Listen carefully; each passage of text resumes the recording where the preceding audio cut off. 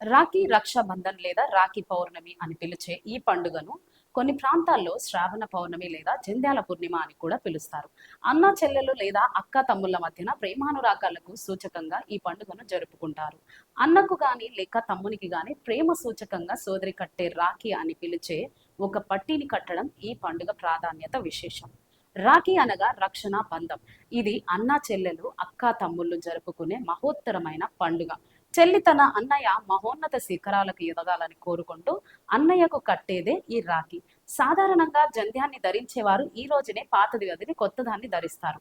ఉపనయం అయిన వారు జంధ్యాల పౌర్ణమి రోజు గాయత్రి పూజ చేసి కొత్త యజ్ఞోపతాన్ని ధరించి పాతది తీసివేస్తారు. అందుకే రాఖీ పండుగ అంటే అందరికీ నచ్చిన పండుగ.